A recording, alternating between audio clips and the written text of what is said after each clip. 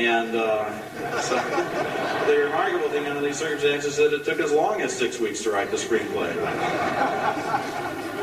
The system was that we would talk through things with long yellow legal pads, and we started by screening Valley of the Dolls. Neither one of us ever read the novel, and I hope never to read the novel. And we thought, well, this is Beyond the Valley of the Dolls Valley of the Dolls is about three young women who come to Hollywood, hoping to find stardom and success, and they find their way down to the bottom through abuses in terms of drugs, alcohol, and sex. This seemed like a good place to start for us, and so we essentially took the same thing. Instead of making them actresses, we made them rock singers. And then we just made it up as we went along. I remember the day that we found out that Ronnie Z-Man Barzell was a woman. He was not written as a woman until the moment that he opened up his shirt. Up until that moment, he was a man. And I said, Russ, you're not going to believe this. We've just had a startling development in the plot here. That's fabulous. That's great. And so we did a treatment, another treatment, and a couple of screenplays. And then Russ went to work and shot the film, casting these wonderful people who all look exactly the same today. I think we could do a sequel, and set it in 1971.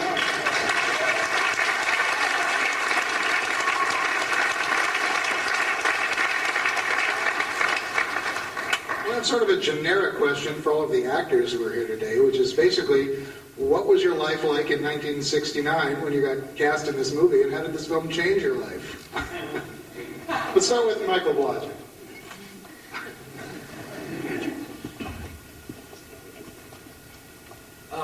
I'll tell you, I haven't seen this film in a long time. It was made 20 years ago. I'll tell you something. Watching it knocked me down. I'm not kidding you. Honestly, I haven't seen it maybe once in 15 years. And I had at that time, I'm not an actor anymore. I stopped doing anything on camera about 1976, and I've been a writer ever since. And I've written some novels, and I've written several movies. And but back then, I was heavily into acting, and it was my career. And as a matter of fact, I was going to college and I was going to law school at the same time. And I was like putting myself through working in movies. And I had taken some time off to do a picture for Joe Mankiewicz at Warner Brothers called It Was a Crooked Man. It was written by Newman and Benton, the people that did Bonnie and Clyde. And it starred Kirk Douglas and Henry Fonda and Burgess Meredith in a huge big movie that I had the third lead in. So it had not been released at the time that my agent called me and said, there's something real interesting going on at Fox. And there's a guy over there that has made several films, and they made a lot of dough. And the people at Fox would love to have him come and make some of that dough for them. His name's Russ Meyer, and I had loved his other pictures in The Immoral Mr. Tease, and I knew who he was. And I went over and I sat down with him, and he was unlike anybody I'd ever met in this business before. He was candid, not full of bullshit, at least as I read it. And he said,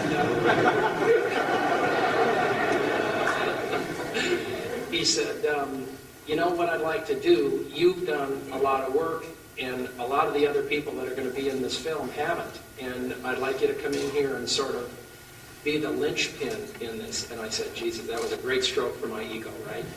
And then I thought about the Warner Brothers picture coming out, and I thought about a lot of things, and I said, I don't know.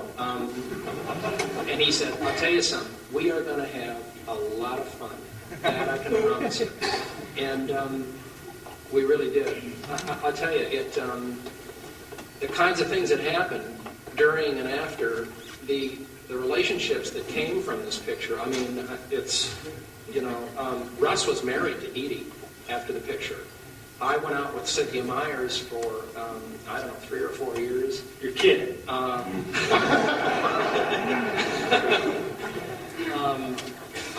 Dolly married Dick Martin, and he would come down on the set down at Fox. And, I mean, it was a time, you got to understand also, 1969, 70, that this town was just sizzling. I mean, it was a drug culture.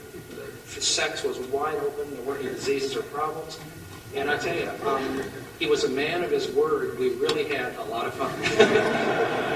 Thank you for inviting inviting me this evening. I really, really enjoyed it. I can't tell you. It just blew me away. Thanks.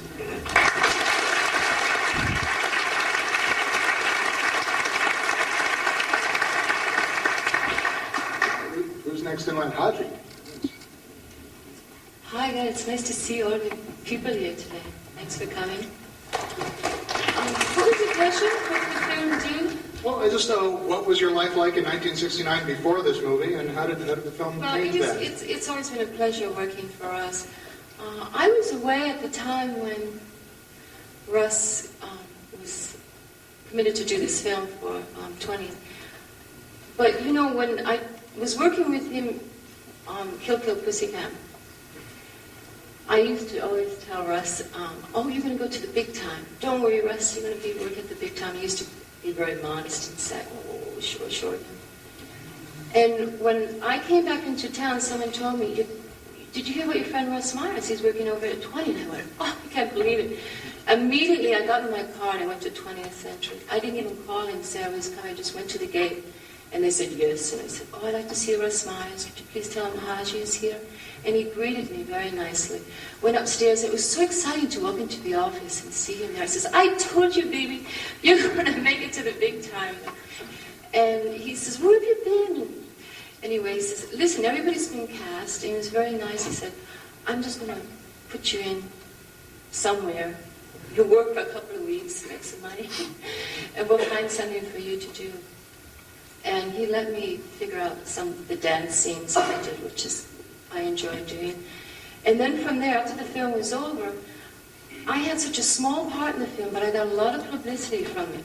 I don't know why, but I had a nice spread in Show Magazine and a few others. So I figured, well, maybe I can make a little money from this. So I took the publicity. I went to an agent. I said, look, and I was a dancer at the time. So I said, why don't you send me on the road and make some money? And he says, better yet, I'll book you in Vegas. It was Circus. And I worked there for a while. I made some good money. And it was a nice place to work, it really was. And that was my rewards from Beyond the Valley of Dolls. Thank you. Yes.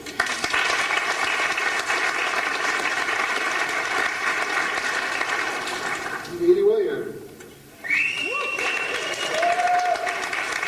I'd like to strap you on sometime. But, you know, Roger, I get more fan letters that they really like the way the lines you wrote. No, I can't take credit for that line. That line is Russ's line, and I think he got it from some. I'd like to strap you on sometime. Oh, I'm sure that's Edy's line.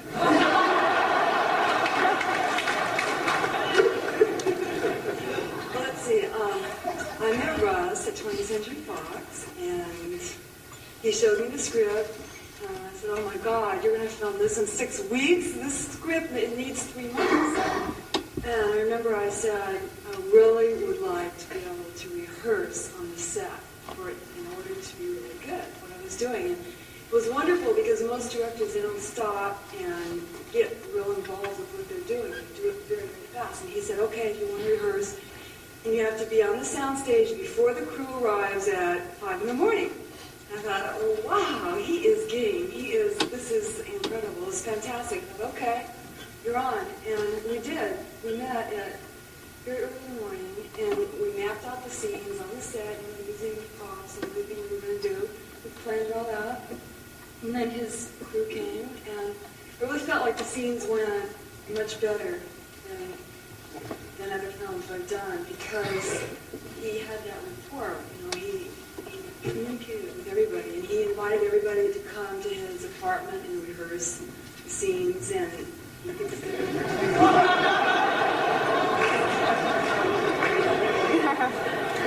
and then we got married. And I had a wonderful time with him because we got to go promote the picture. It was great. Me and him and Beyond the Valley of the Dolls, 3 of us. We went to all these exciting places. We went to London, we went to Chicago. And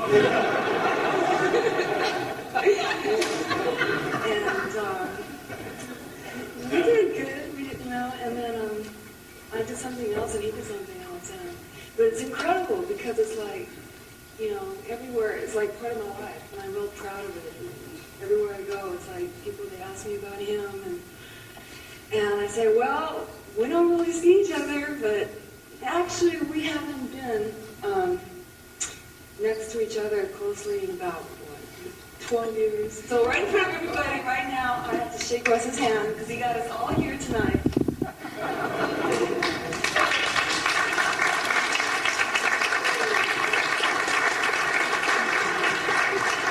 You're all witnesses.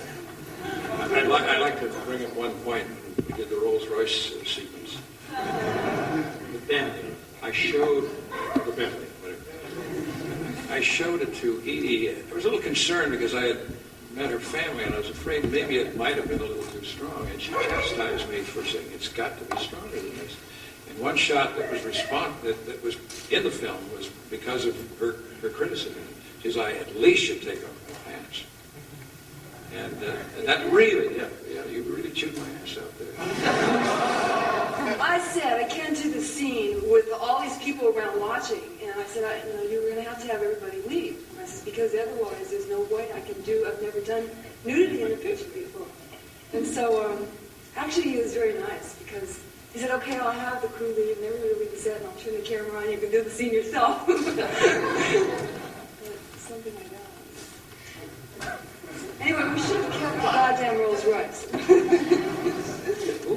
Well, anyway. Also, I think she had come up with some really good stuff, particularly that thing, the strap you on, that line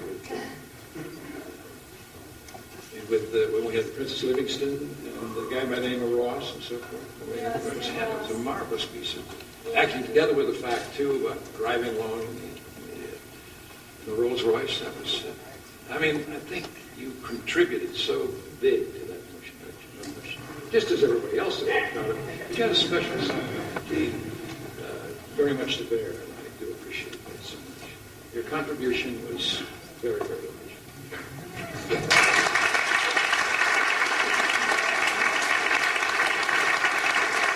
Thank you, Edy. John, why don't you tell us what you've done before Z-Man?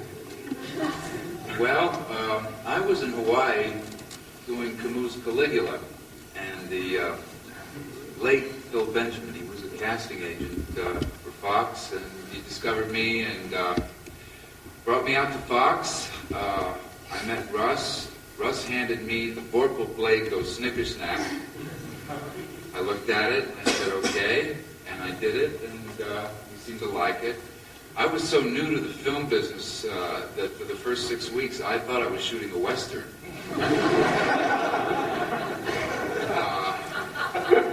Then, to placate me, they said, really you're doing Richard III. So they didn't really be very good. But what else did I want to know? Oh, I sired my first son during the shooting of that film.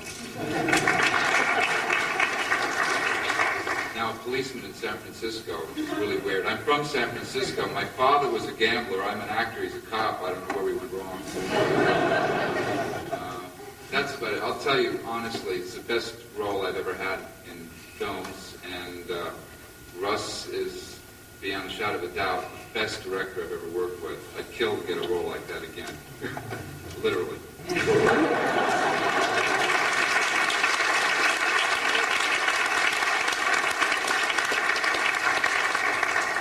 It so happens we got one role coming up that